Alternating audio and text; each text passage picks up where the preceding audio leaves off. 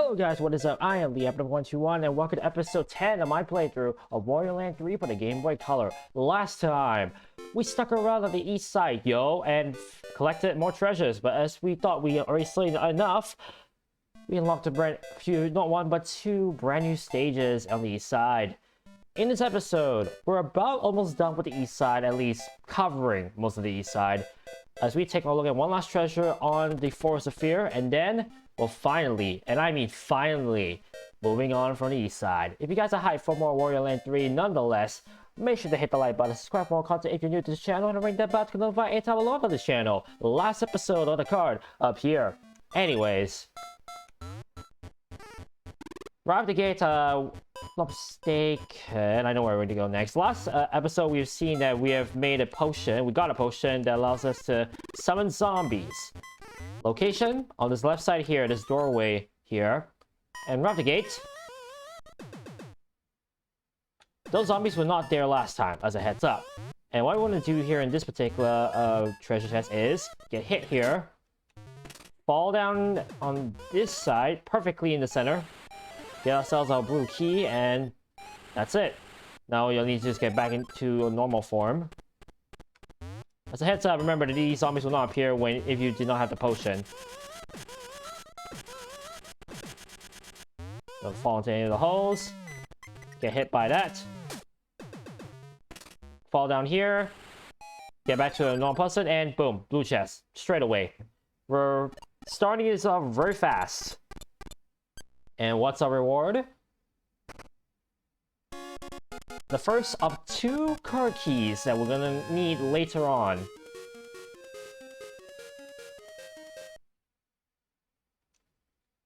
And now with that is every single treasure we can collect for now.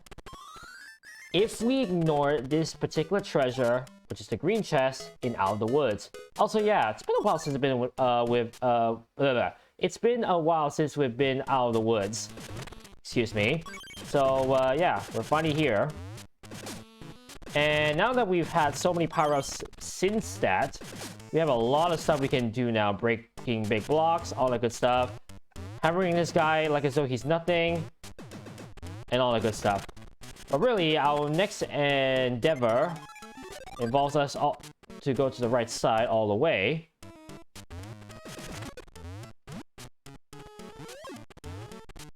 Oh, I should probably mention as well, I don't think I've showed this yet, but if you knock that enemy right there, you can gain access to the... So you can basically knock an enemy out with another enemy, basically. Right here, may look as though there's something up here. All that's left is just a simple music coin, which we'll be tackling, as I said before, later on.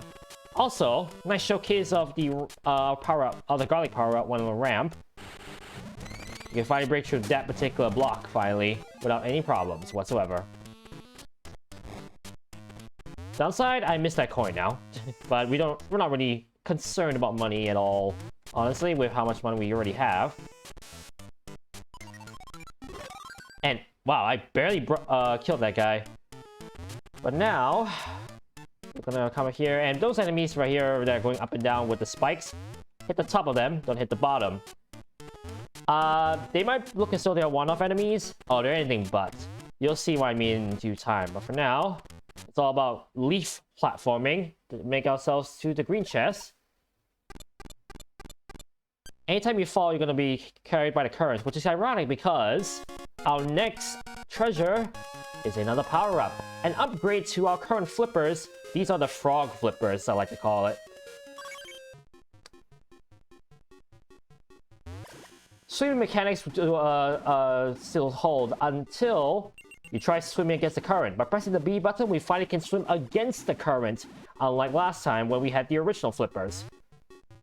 And now, a few areas open up to us.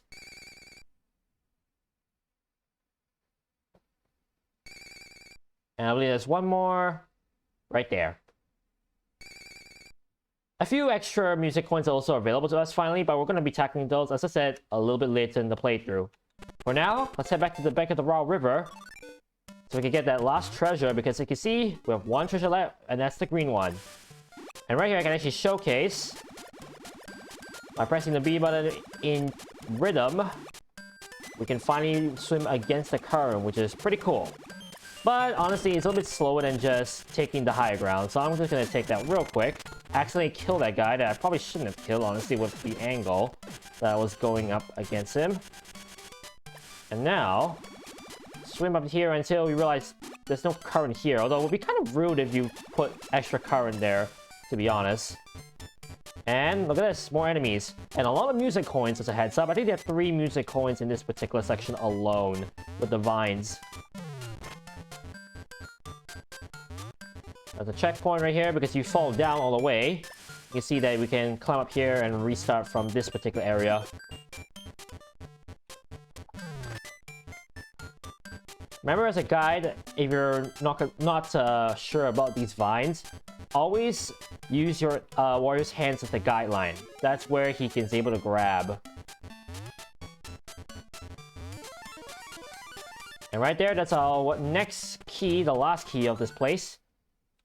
And it's another thing that I find ironic with this power is that if we come down here and swim, hello, we got ourselves the green chest. But then we get welcomed by a current that we can clearly swim against, but we're stopped by an invisible wall. Yeah, kind of lazy programming right there. The idea is that you're not supposed to go against that particular current because it's way too strong. But developers decided the best way to represent that is just through an invisible wall. Weird. Anyways, how do we get that chest? Fall down here to welcome you to another new boss. The idea with this big fish, feed him with these guys.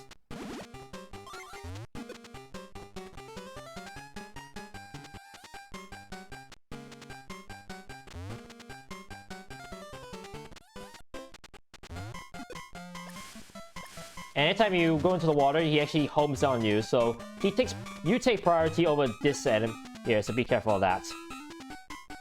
Any idea? Just hit him at the right time in order for him to be able to feed on this head. Oh. And one thing was for sure, do not get eaten by that fish, otherwise he'll send you down to that strong current, and you have to start over the whole boss again, so be careful of that. Unfortunately, I'm not getting the right timing to drop that head down. At least for now.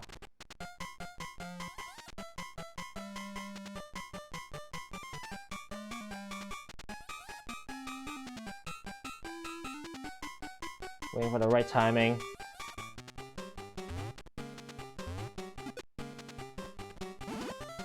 Nope.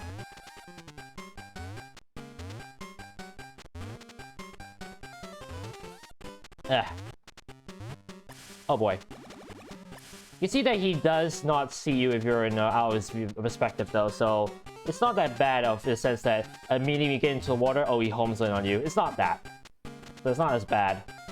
Of course, timing dropping that head down is the tricky part of this level. There we go, that's the second gulp. And you can see he's getting even fatter and bigger. Keyword bigger. And once you feed him a third time... Oh, barely.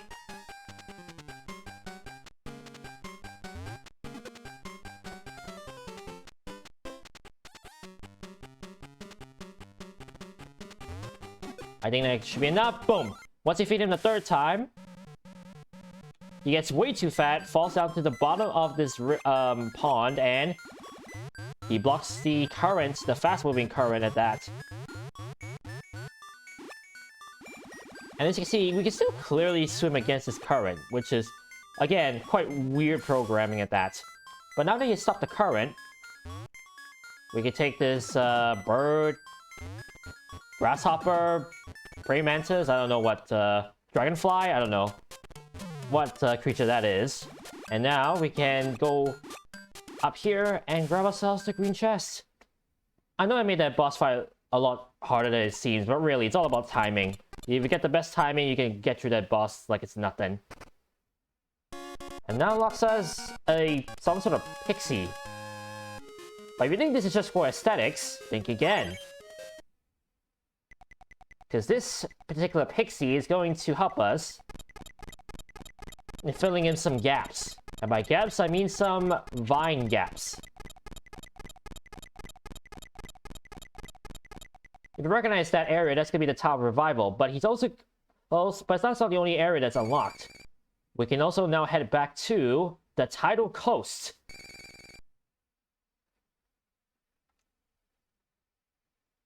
So we definitely have a lot of areas we can go to. Now, here's the thing I actually found out on a failed recording of this playthrough, actually. Because I was intending...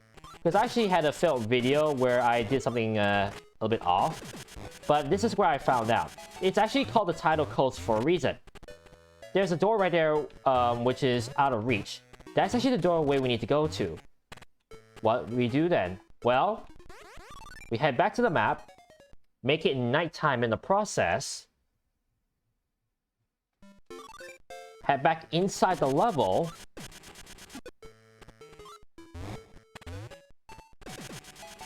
and you can see that the tide actually has risen from day to night, and now we can actually enter the doorway. But the doorway is actually not where we want to go first. Instead, we're going to take our trips back up top here by being Spring Wario. And wait this out.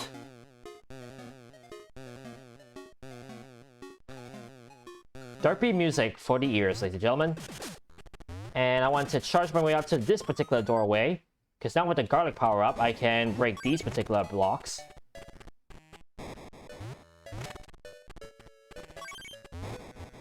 Head up the ladder, and voila, our green key.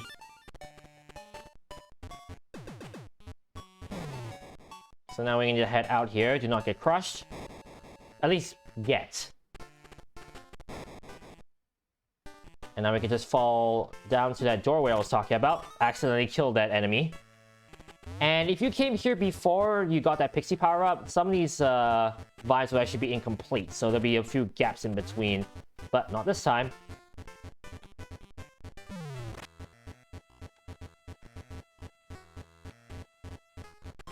Once again, use Wario's hands as your guide.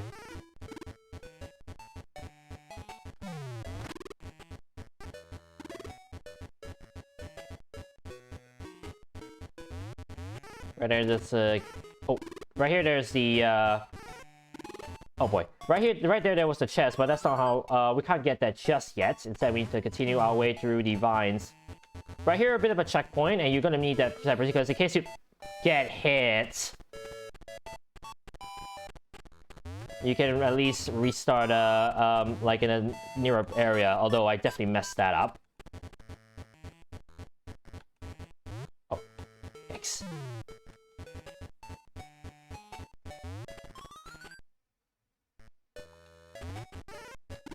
So these birds also can stun you, so be careful of that. Everything in this level basically can hit you like a truck and stun you and derail you off your track, so be careful of that.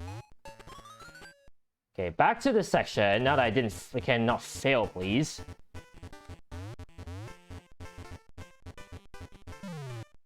Killing these enemies is also vital at times when you want to at least get through this area quickly. No way to this particular section. Sometimes patience really pays off.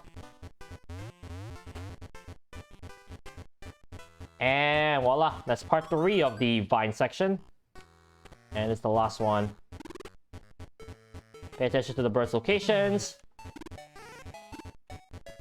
And boom. That's our green chest. I know I made that look easy, but trust me, on your first try, it's gonna be slightly frustrating when you want to go quick. Anyways, we want ourselves a bend turbine of some sort. What are we gonna need have use of? Well, for that, where you might ask that was located? Well, a town in chaos. That's where we're going next.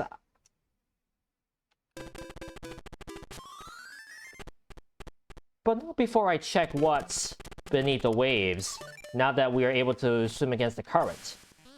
Ow, of course. Come on. Everyone will get hit by the bubble, and down the current we go. And right here, let me just take you the tour around this area, or this square. We have some doorways that are on their lonesome. And we have a hidden pathway down here, and some, like a hidden, like, wall right here. What I want to do is press the B button, charge on the left side, and get ourselves to a hidden pathway. Swim up, swim left, swim down to hit to this door. And voila! The red key. Now I know that seems simple, but really, the rest of the area is all for just coins. So you don't have to worry about that area in particular if you're not going for music coins just yet. So I'm just gonna swim all the way back. Let the current take me home.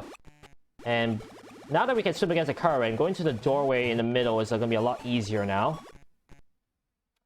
And I mentioned in an earlier episode when I first came to Beneath the Waves that this place looks a lot similar to Castle of Illusions.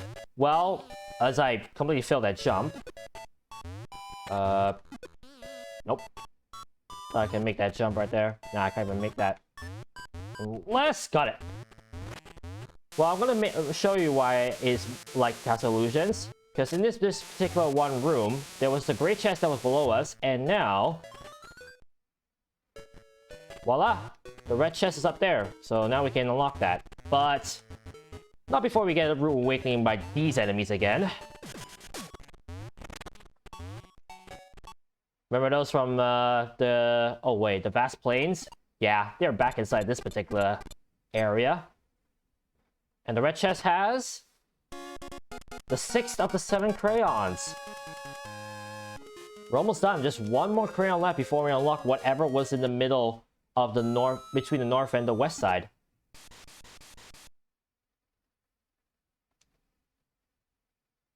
In fact, let's check what has changed.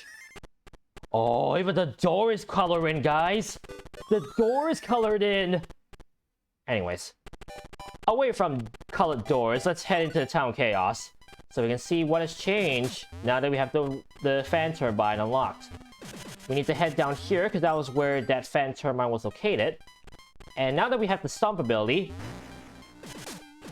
yeah, these enemies are no longer... any problem to us.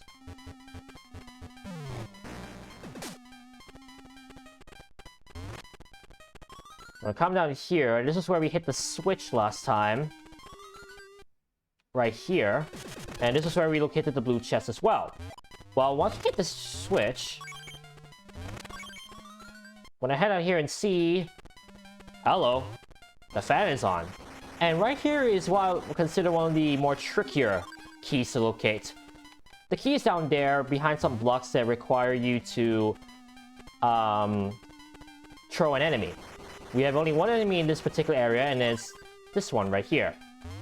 What you're supposed to do is kind of long-winded. We're going to knock the enemy on top here. Make sure that we don't actually bump the enemy down to lower grounds. Throw this guy very gently, but also forcefully down here. And then... done. There's our blue key. All about precision, all about being able to not kill an enemy.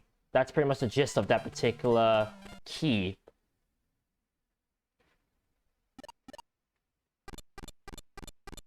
One of the harder ones. The chests are getting harder to unlock now, honestly.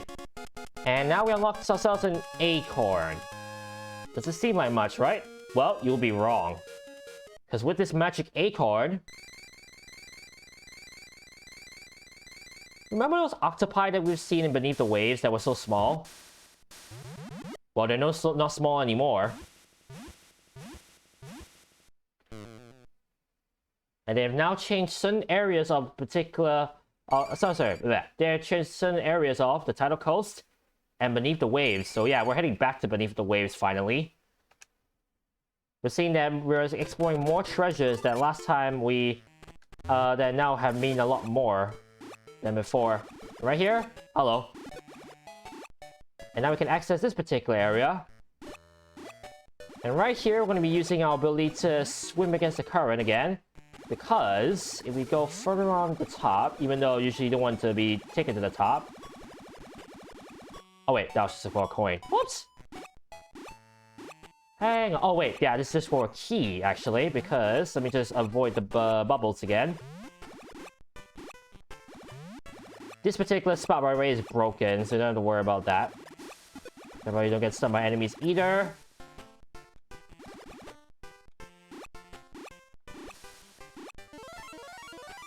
And by the way, this enemy's a jerk, because you can see if I get stunned, I'm taken back to the top. So yeah, be careful of those enemies. But otherwise, this area is pretty tame. We can get ourselves the green key. And going by the Castle of Illusions logic, we're heading back to the middle room once again. And finding ourselves the room that takes us to the green key. Green chest, I should say.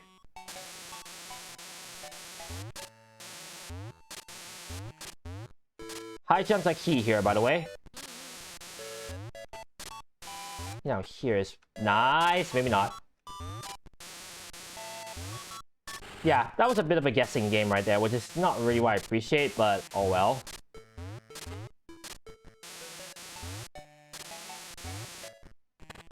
Wow, straight into the door. And right here, what I want to do is actually bring this enemy on top. Because we don't see any, like, particular wall that we can break in this case. But we do see a caterpillar of some sort. Well, what do we do with a caterpillar? We make him turn us to yarn so we can break through this hidden block. I kind of like these kind of puzzles, I'll be honest. Like, you see, like, there's nothing that allows us to head into the area that we want to be in.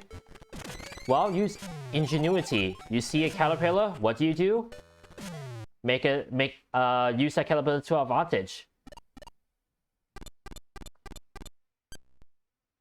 And what's inside this chest? Ooh, some sort of red potion. That will be useful for later. You're gonna see a lot of treasures that don't mean much at first, but later on will mean a lot. 75? I guess I have time for one more treasure. We did know that the Tower Revival had something, so let's have a look. And once again, we have to use this particular gag of lighting up the torches again. Let me know contact a little, by the way, for question of the video. Are you fine with these kind of things where you have to repeat a certain mechanic in order to access the whole entire area? Because Tower Revival kind of gives off that vibe. We'd like to hear your opinions in the comments below.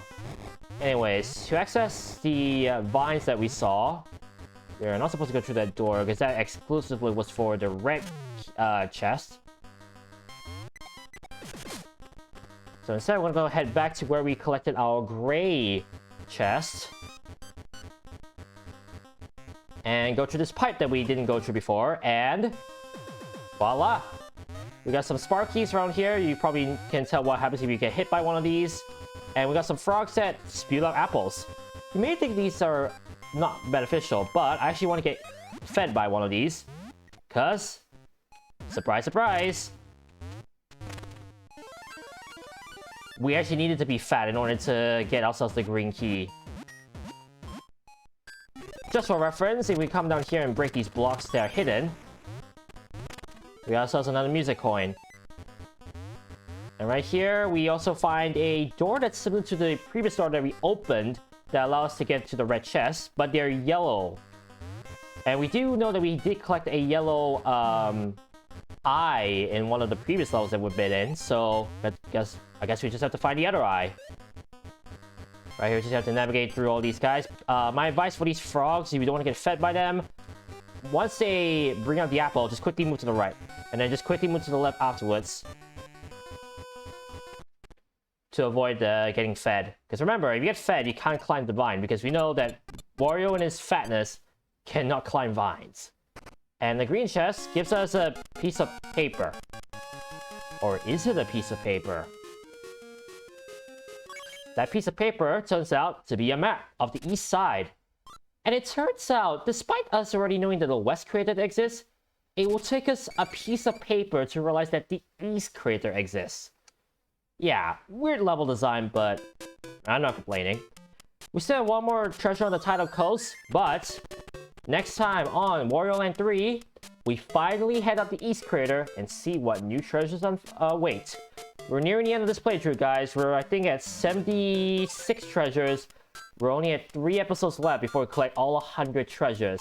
Then afterwards, I'll be showing you guys how to collect all of the music coins in each of the levels. And then the final episode awaits where I take on the final boss. Thank you guys so much for watching. But remember, the adrenaline rush is real. This is the Epic121 signing out, and I'll catch you guys in episode 11 of my playthrough of Wario Land 3. Peace!